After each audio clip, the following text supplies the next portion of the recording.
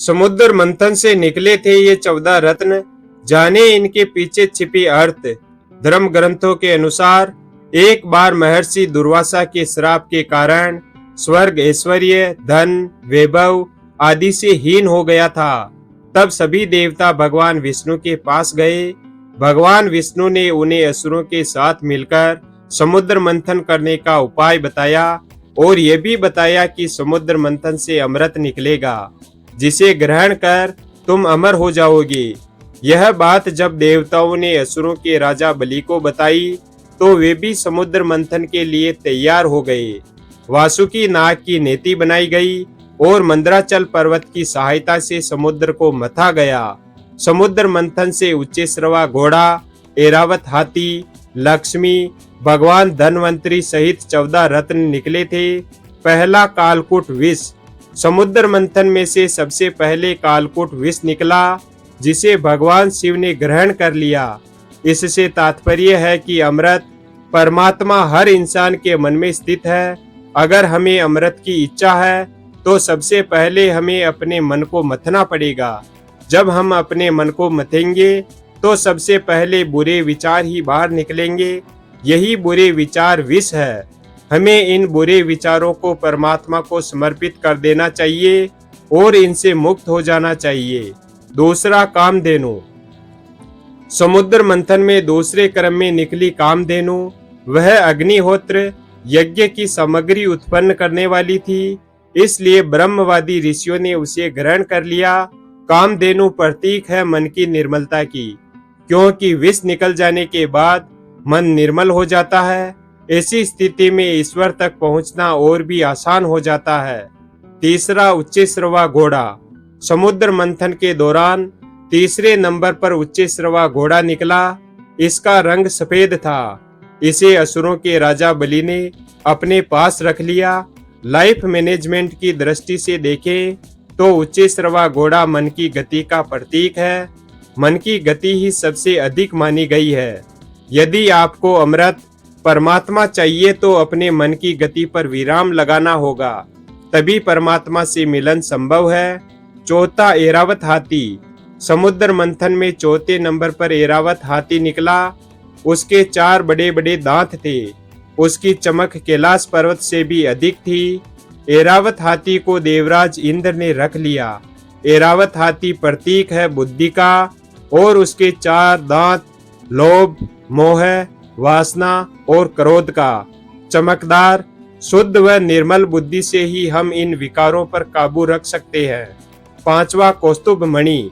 समुद्र मंथन में 5वें क्रम पर निकली कौस्तुभ मणि, जिसे भगवान विष्णु ने अपने हृदय पर धारण कर लिया। कौस्तुभ मणि प्रतीक है भक्ति का। जब आपके मन से सारे विकार निकल जाएंगे तब भक्ति ही शेष रह जाएगी। यह भक्ति ही भगवान ग्रहण करेंगे। छठा है कल्प वृक्ष। समुद्र मंथन में 6ठे क्रम में निकला इच्छाएं पूरी करने वाला कल्प वृक्ष। इसे देवताओं ने स्वर्ग में स्थापित कर दिया। कल्प वृक्ष प्रतीक है आपकी इच्छाओं का।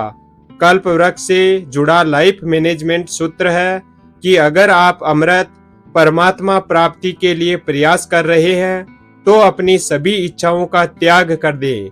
मन में इच्छाएं होगी तो परमात्मा की प्राप्ति संभव नहीं है। 7वां, रंभा अप्सरा। समुद्र मंथन में 7वें क्रम में रंभा नामक अप्सरा निकली।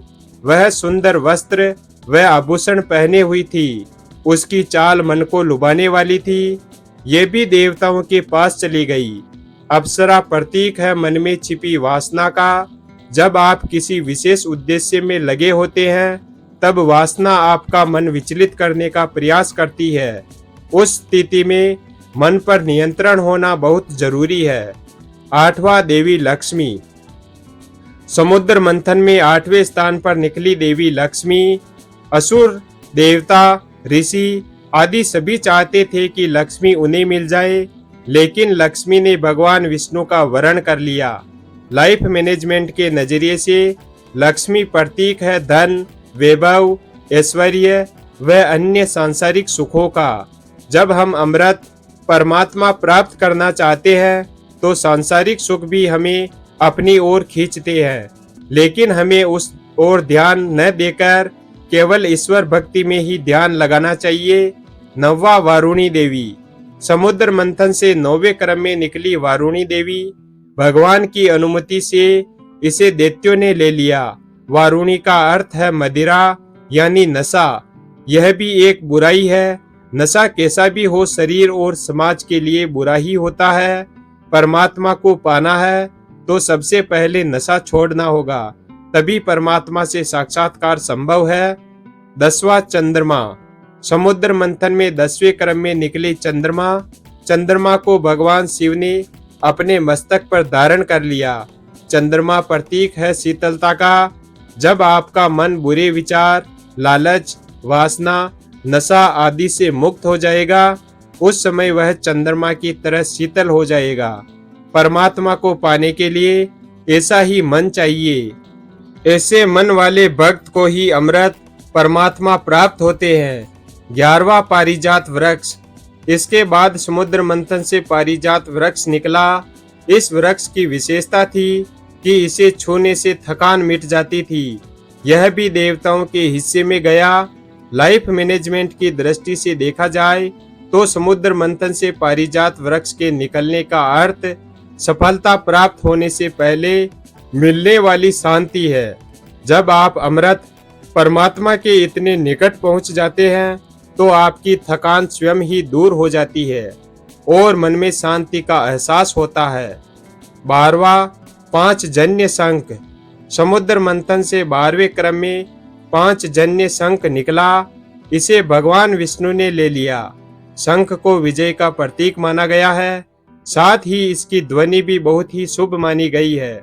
जब आप अमृत परमात्मा से एक कदम दूर होते हैं तो मन का खालीपन ईश्वरीय नाद यानी स्वर से भर जाता है। इसी स्थिति में आपको ईश्वर का साक्षात्कार होता है। 13वां व 14वां भगवान धन्वंतरी व अमृत कलश। समुद्र मंथन से सबसे अंत में भगवान धन्वंतरी अपने हाथों में अमृत कलश लेकर निकले। भगवान धन्वंतरी प्रतीक है निरोगी तन व निर्मल मन के। जब आपका तन निरोगी और मन निर्मल होगा तभी इसके भीतर आपको परमात्मा की प्राप्ति होगी। समुद्र मंथन में 14 नंबर पर अमृत निकला। इस 14 अंक का अर्थ है यह है 5 कर्मेंद्रियां, 5 जनेंद्रियां तथा अन्य 4 है मन, बुद्धि, चित्त और अहंकार। इन सभी पर नियंत्रण करने के बाद में परमात्मा प्राप्त होते हैं। वीडियो अगर पसंद आया हो तो वीडियो को लाइक और हमारे चैनल शिव भक्त को सब्सक्राइब करें और अपने दोस्तों के साथ शेयर करें। धन्यवाद।